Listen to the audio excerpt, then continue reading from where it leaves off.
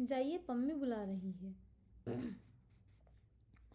पिछवाड़े के सहन का बीच का दरवाज़ा खुल गया था और पम्मी कपड़े पहनकर बाहर झांक रही थी। चंदर आगे बढ़ा और गोरा मुड़कर अपने गुलाब और चमेली की झाड़ी में खो गया। चंदर गया और कमरे में पड़े हुए सोफे पर बैठ गया। पम्मी एक हल्की फ्रांसीसी खुशबू से महक रही थी। शैम्पू से धुले हुए रूखे बाल जो मचले पड़ रहे थे, खुशनुमा आसमानी रंग का एक पतला चिपका हुआ झीना ब्लाउज और ब्लाउज पर एक फ्लैनल का फुल पेंट जिसके दो गोलिस कमर, छाती और कंधे पर चिपके हुए थे। होठों पर एक हल्की लिपस्टिक जिसकी झलक मात्र थी, ज़्यादा नहीं थी, और गले तक बहुत हल्का पाउडर जो बहुत नज़दीक से ही मालूम होता था। लंबे नाखूनों पर हल्की गुलाबी पेंट। वह आई, निसंकोच भाव से उसी सोफे पर कपूर के बगल में बैठ गई और बड़ी मुलायम आवाज़ में बोली, मुझे बड़ा दुख है मिस्टर कपूर, आपको बहुत तवालत उठानी पड़ी, चोट तो नहीं आई? नहीं नहीं, कोई बात नहीं। कपूर का सारा गुस्सा हवा हो गया। कोई भी लड़की निसंकोच भाव से इतनी अपनायत से सहानुभूति दिखाए और माफ़ी मांगे तो उसके सामने कौन पानी पानी नहीं हो जाएगा। और फिर वह भी तब जब उसके होठों पर न केवल बोली अच्छी लगती हो वरना लिपस्टिक भी इतनी प्यारी हो। लेकिन चंदर की एक आदत थी, और चाहे कुछ न हो मगर कम से कम वह अच्छी तरह जानता था कि नारी जाति से व्यवहार करते समय कहाँ पर कितनी ढील देनी चाहिए, कितना कसना चाहिए, कब सहानुभूति से उसे झुकाया जा सकता है, कब अकड़ कर। इस वक्त जानता था कि इस लड़की से वह जितनी सहानुभूति चाहे ले सकता है, अपने अपमान के हर्जाने के तौर पर। इसीलिए कपूर साहब बोले, लेकिन मिस डिक्रूज, आपके भाई बीमार होने के बावजूद बहुत मजबूत है। उफ, गर्दन पर जैसे अभी तक जलन हो रही है। ओह, मैं सचमुच शर्मिंदा हूँ, देखूं? और कॉलर हटाकर उसने गर्दन पर अपनी बर्फीली उंगलियां रख दी। लाइए, मैं लोशन मल दूँ?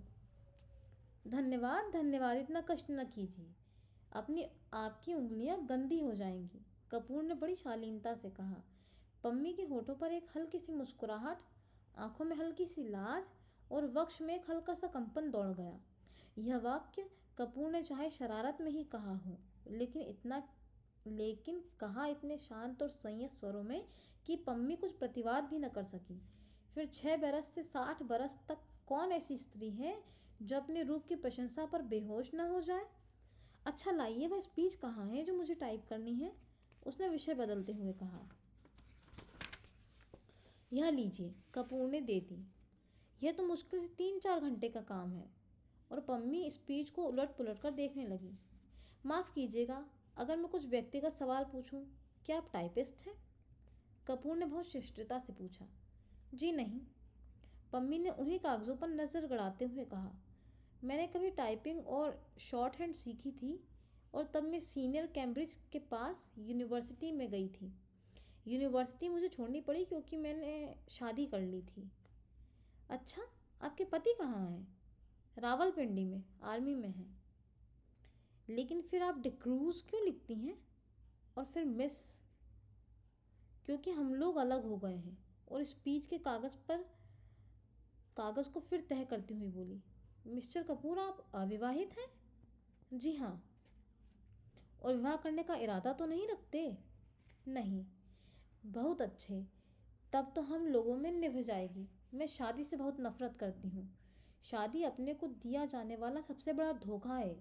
देखिए, मेरे भाई हैं ना, कैसे पीले हैं और बीमार से हैं। यह पहले बड़े तंदुरुस्त और टेनिस में प्रांत के अच्छे खिलाड़ियों में से एक थे। एक बिशप की दुबली पतली भावुक लड़की से इन्होंने शादी कर ली और उसे बेहद प्यार करते थे। सुबह शाम दोपहर रात कभी उसे अलग नहीं होने देते थे। हनीमून के लिए उसे लेकर सिलोन गए थे। वह लड़की बहुत कला प्रिय थी, बहुत अच्छा नाचती थी, बहुत अच्छा गाती थी और खुद गीत लिखती थी। यह गुलाब का बाग उसी ने बनवाया था और इन्हीं के बीच में दोनों बैठकर घंटों गुजार देते थे। कुछ दिनों बाद दोनों में ऐसा झगड़ा हुआ, क्लब में बॉल डांस था और उस दिन वह लड़की बहुत अच्छी लग रही थी, बहुत अच्छी। डांस के वक्त इनका ध्यान डांस की तरफ कम था, अपनी पत्नी की तरफ ज़्यादा। इन्होंने आवेश में उसकी उंगलियां जोर से दबा दी, वह चीख पड़ी और सभी इन लोगों की ओर देखकर हंस पड़े। वह घर आई और बहुत बिगड़ी। बोली, आप नाच रहे थे या टेनिस का मैच खेल रहे थे? मेरा हाथ था या टेनिस का रैकेट? इस बात पर बर्टी भी बिगड़ गया। उस दिन से इन लोगों में खटकी तो फिर कभी न बनी। धीरे धीरे वह लड़की एक सार्जेंट को प्यार करने लगी।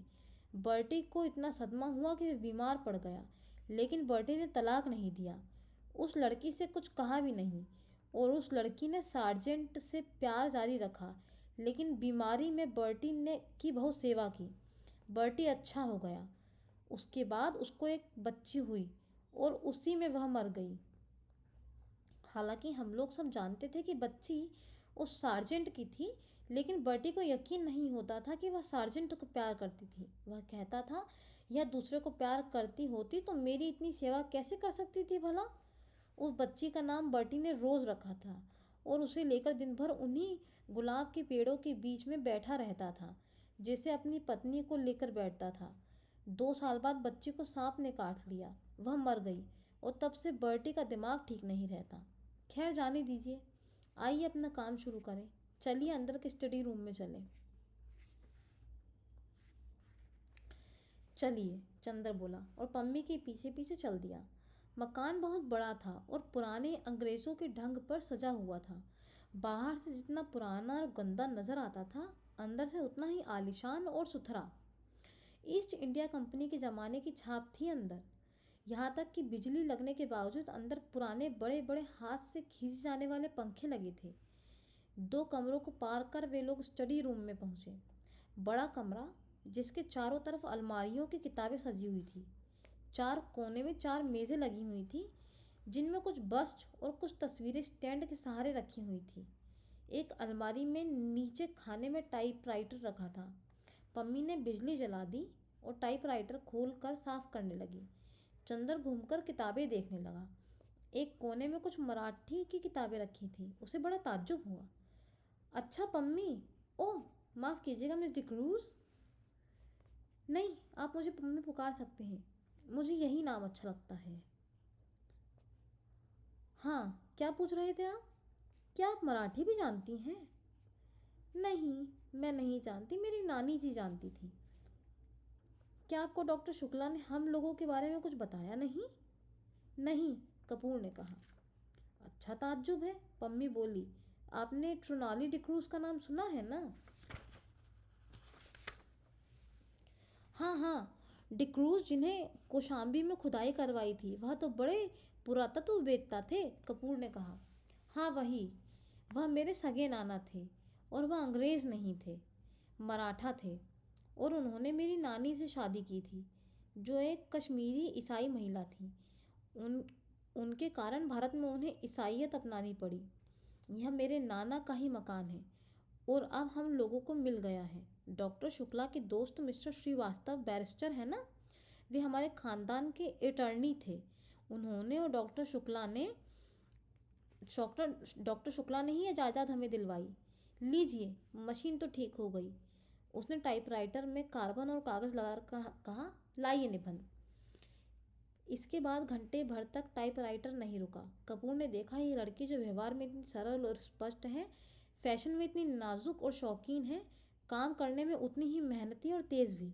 उसकी उंगलियां मशीन की तरह चल रही थी, और तेज़ इतनी कि 1 घंटा में उसने लगभग आधी पांडुलिपि टाइप कर डाली थी। 1 घंटे बाद उसने टाइपराइटर बंद कर दिया। बगल में बैठे हुए कपूर की ओर झुककर कहा, अब थोड़ी देर आराम। और अपनी उंगलियां चटकाने के बाद वह खिसक कर अपनी कुर्सी खिसकाकर उठी और भरपूर अंगड़ाई ली। उसका अंग अंग धनुष की तरह झुक गया। उसके बाद कपूर के कंधे पर बेतकल्लुफ से हाथ रखकर बोली, क्यों, एक प्याला चाय मंगवा ली जाए? मैं तो पी चुका हूँ। लेकिन मुझसे तो काम होने से रहा बिना चाय के। पम्मी एक अल्हड़ बच्ची की तरह बोली और अंदर चली गई। कपूर ने टाइप किए हुए कागज़ उठाए और कलम निकालकर उनकी गलतियां सुधारने लगा। चाय पीकर थोड़ी देर पम्मी वापस आई और बैठ गई। उसने एक सिगरेट केस कपूर के सामने किया। धन्यवाद, मैं सिगरेट नहीं पीता। अच्छा ताज्जुब है, आपकी इजाज़त हो तो मैं सिगरेट पी लूँ। क्या, आप सिगरेट पीती हैं? छी, पता नहीं क्यों औरतों का सिगरेट पीना मुझे बहुत नापसंद है। मेरी तो मजबूरी है मिस्टर कपूर। मैं यहाँ के समाज में मिलती जुलती नहीं। अपने विवाह और अपने तलाक के बाद मुझे एंग्लो इंडियन समाज से नफरत हो गई। मैं अपने दिल से हिंदुस्तानी हूँ, लेकिन हिंदुस्तानियों से घुलना मिलना हमारे लिए संभव नहीं। घर में अकेले रहती हूँ। सिगरेट और चाय से तबीयत बदल जाती है। किताबों का मुझे शौक नहीं। तलाक के बाद आपने पढ़ाई जारी क्यों नहीं रखी? कपूर ने पूछा। मैंने कहा ना कि मुझे किताबों का शौक बिल्कुल भी नहीं, पम्मी बोली। और मैं अपने को आदमियों में घुलने मिलने के लायक नहीं पाती। तलाक के बाद साल भर तक मैं अपने घर में बंद रही। मैं और बर्टी, सिर्फ बर्टी से बात करने का मौका मिला। बर्टी मेरा भाई, वह भी बीमार और बूढ़ा। कहीं कोई तकल्लुफ़, कोई गुंजाइश नहीं। अब मैं हर एक से बेतकल्लुफ़ी से बात करती हूँ तो कुछ लोग मुझ पर हंसते हैं, कुछ लोग मुझे सभ्य समाज के लायक नहीं समझते, कुछ लोग उसका गलत मतलब निकालते हैं। इसीलिए मैं अपने को बंगले में ही कैद रखती हूँ। अब आप ही हैं। आज पहली बार मैंने आपको देखा, मैं समझी ही नहीं कि आपसे कितना दुराव रखना चाहिए। अगर आप भले मानस ना हो तो आप इसका मतलब गलत निकाल सकते हैं। अगर यही बात हो तो, कपूर हंसकर बोला, संभव है कि भले मानस बनने की बजाय गलत मतलब निकालना ज़्यादा पसंद करूं। तो संभव है मैं मजबूर होकर आपसे भी न मिलूं, पम्मी ने गंभीरता से बोली कहा। नहीं मिस डिक्रूज, नहीं, आप पम्मी कहिए, डिक्रूज नहीं। पम्मी सही, आप गलत ना समझे, मैं मजाक कर रहा था, कपूर बोला। उसने इतनी देर में समझ लिया था कि यह साधारण ईसाई छोकरी नहीं है।